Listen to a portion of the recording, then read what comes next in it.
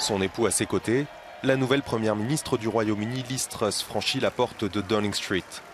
Une entrée dans le vif en pleine tempête économique et sociale provoquée par l'envolée des prix de l'énergie et une inflation généralisée à 2 chiffres. Pour appliquer son programme axé sur les baisses d'impôts, Liz Truss nomme les poids lourds d'un gouvernement qui s'annonce très conservateur. Pour la première fois, 3 des principaux postes du cabinet seront occupés par des élus issus de la diversité, tous des fidèles. Kwasi Kwarteng, fils d'immigrés ghanéens, adepte d'un État peu interventionniste, est nommé ministre des Finances. Suella Braverman, d'origine indienne, hérite de l'intérieur où elle aura à gérer le délicat dossier des traversées illégales de la Manche. James Cleverly, dont la mère est originaire de Sierra Leone, devient lui chef de la diplomatie.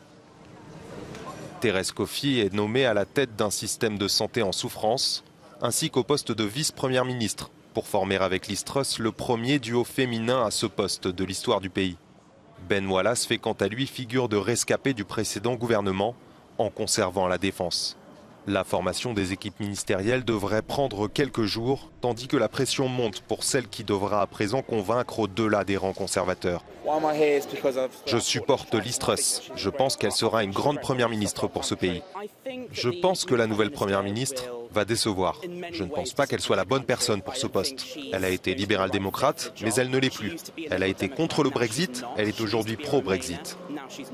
Sa première épreuve dans son nouveau costume aura lieu à la Chambre des communes à la mi-journée, où elle affrontera le leader travailliste Keir Starmer lors des traditionnelles questions au Premier ministre.